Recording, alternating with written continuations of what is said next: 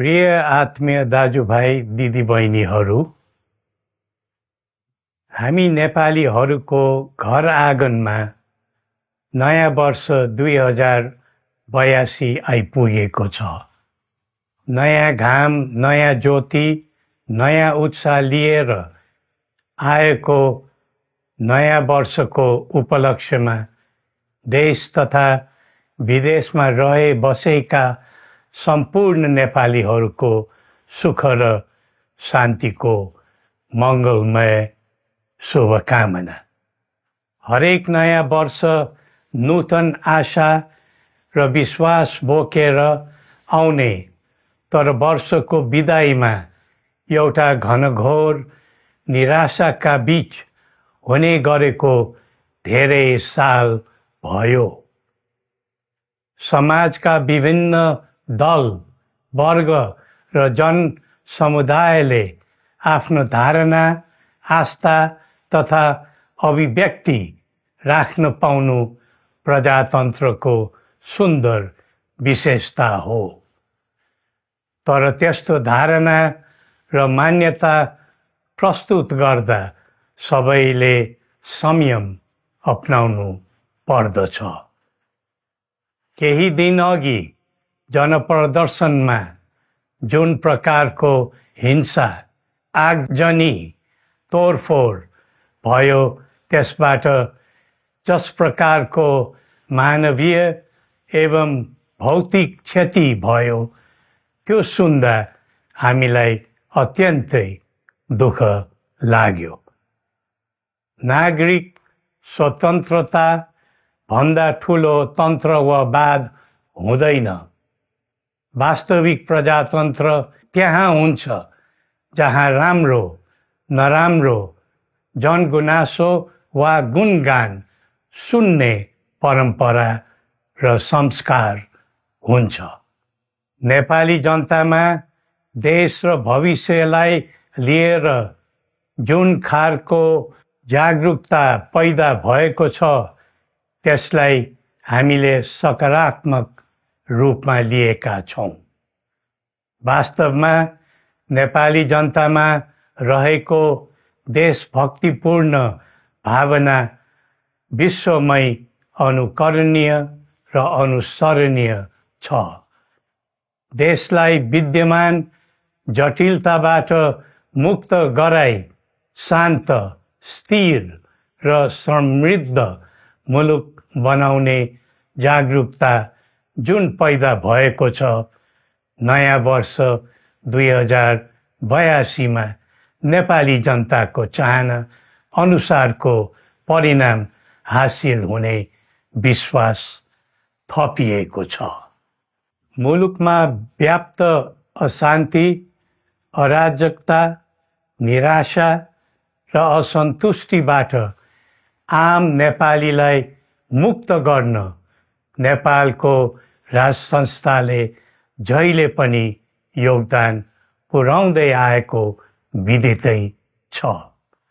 राष्ट्रियता र प्रजातन्त्रलाई मूल कार्य मान्दै जनभावना बमोजिम चल्ने बहुदलीय प्रजातन्त्र र संवैधानिक राज संस्थाको परम्परामा हाम्रो मान्यता रही आएको छ।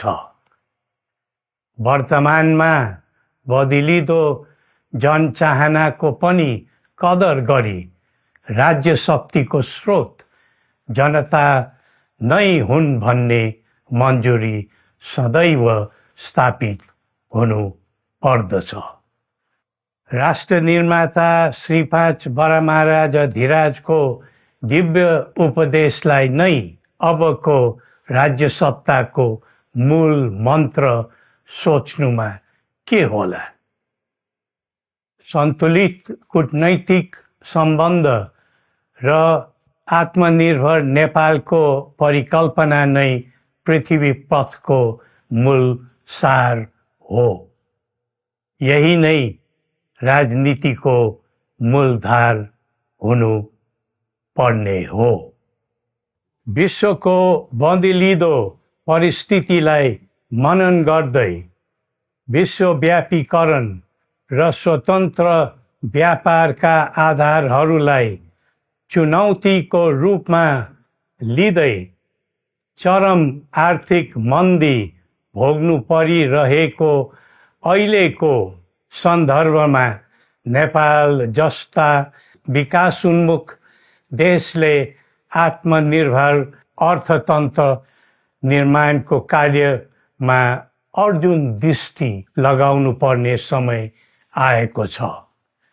स्वदेशी स्रोत साधनको प्रयोगले स्वदेशमै उत्पादन गरी स्वदेशमै खपत गर्दै आन्तरिक अर्थतन्त्रको चक्रभित्रबाटै मुलुकको समग्र अर्थतन्त्र आत्मनिर्भर र चलायमान गराउनु पर्ने विश्व परिवेश निर्माण हुँदैछ भन्ने सङ्केतहरू देखा परिरहेका छन्।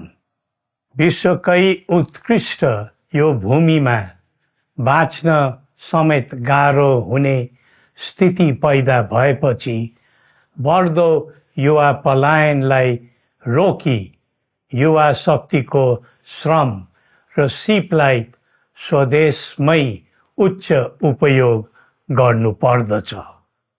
युवा स्वरोजगारको निम्ति अवसरहरूको खोजी गरी नेपालमै आय आर्जन गर्न सक्ने वातावरण तयार गर्नुपर्ने आजको पहिलो आवश्यकता बनेको छ।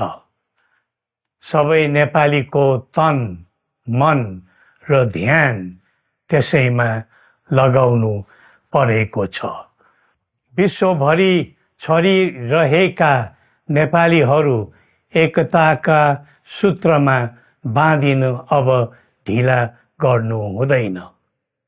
आफ्ना ज्ञान, सिप र सामर्थ्य मात्र होइन, त्यहाँ आर्जेको पुँजी, स्रोत र साधन समेत नेपालमै लगाउनु पर्दछ भन्ने भावना सबैमा जागृत गराउनु परेको छ। प्रकृतिले दिएको स्वर्ग जस्तै सुन्दर हिमवत् खण्ड नेपाल सिँगार्न र विकासको विपुल फुक्न कसरी लाग्ने र लगाउने स्वदेश फर्क स्वदेश नै स्वर्ग भन्ने अभियान चलाउनु पर्ने आजको आवश्यकता भएको छ। जनभावना र चाहना बुझी मुलुकको समग्र संरचनामा नै हेरफेर र सुधारका कदम चाल्नुपर्ने तथ्य स्पष्ट देखिन्छ। शिक्षा, स्वास्थ्य र दैनिक कामकाजका पद्धति र प्रणालीहरूमा आमूल परिवर्तन र सुधार गरी यिनको आधुनिकीकरण अनिवार्य भइसकेको छ। युग प्रविधिको हो, सावधानीपूर्वक उपयोग गर्नु सकेमा राष्ट्रको योगदानमा ठुलो टेवा पुग्न सक्नेछ। सुशासन र भ्रष्टाचार मुक्त प्रशासन मूल नारा हुनु पर्दछ। हामी अस्थिरता, अशान्ति, अराजकता, विपन्नता र भ्रष्टाचारको अन्त्य चाहन्छौँ। त्यसका निम्ति नेपाली जनताबाट हुने हरेक प्रयासहरूमा एकबद्धता रहनेछ। मुलुकको गिर्दो अर्थव्यवस्था, रुग्न हुँदै गएको औद्योगिक उत्पादन, बढ्दो राष्ट्रिय ऋण र बेरोजगारी, रक्षात्मक बन्दै गएको राष्ट्रियता, राष्ट्रिय एकता, सामाजिक सद्भाव, मौलिक धर्म, संस्कृति तथा जनस्तरमा बढेको निराशा, असन्तुष्टि हाम्रो चिन्ताको मूल विषय हो। नागरिक पलायनसँगै पुँजी पलायन, भ्रष्टाचार र व्यथिति देशले थाम्नै नसक्ने स्तरमा झाँगिएको छ। यो स्थितिमा नयाँ वर्षलाई उपलब्धिमूलक बनाउनु हामी सबै नेपालीको सामूहिक र एकताबद्ध प्रयास अपरिहार्य भएको छ। नेपाली बीच द्वन्द्व नहोस्, परस्पर अविश्वास र हिंसाको दुःखद मनोस्थिति नबनोस्, देशवासीहरू कुनै पनि नाम र न्युहुमा ध्रुवीकृत नबनुन् भन्नेतर्फ हामी सदैव सचेत र संवेदनशील छौँ। नेपालीको एकतामा नै नेपालको भविष्य निहित रहेको यथार्थलाई हामीले आत्मसात गरेका छौँ। सबैले यही वास्तविकतालाई आत्मबोध गर्नुपर्दछ भन्ने ठान्दछौँ। हाम्रा आह्वान हामी कसैको निजी स्वार्थपूर्तिका निमित्त होइन, कुनै खालको सैद्धान्तिकवाद वा विचारको होइन। समग्र राष्ट्रको स्वाधीनता, समग्र जनताको सम्प्रभुता तथा नेपाल र नेपालीको सुखमय प्रतिष्ठाको निम्ति हो। आफ्नै प्रकारको अग्रणी राष्ट्र हामीले नै बनाउने हो अनि आफ्नो स्वतः र अस्तित्व हामी आफैले उठाउने हो। संसार धेरै अघि बढिसक्यो, तर हामी यो वा त्यो वादको चक्रव्यूहमा फँसेका छौँ।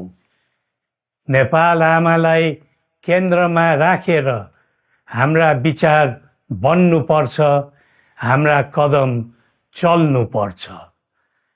हरेक समस्याको समाधान संवाद, सहमति, समन्वयन र सहकार्यबाट हुन सक्छ। आगामी वर्ष नेपाली इतिहासको स्मरणीय र सुनौलो सम्झना बन्नुपर्छ र बनाउनु सकिन्छ भन्ने विश्वास हामीले लिएका छौँ। नयाँ वर्षले नयाँ आशा, उमङ्ग र उत्साह ल्याओस् अनि नेपालीको सुनौलो भविष्यको सुनिश्चितता होस्। श्री पशुपतिनाथले हामी सबैको कल्याण गरून्। जय नेपाल।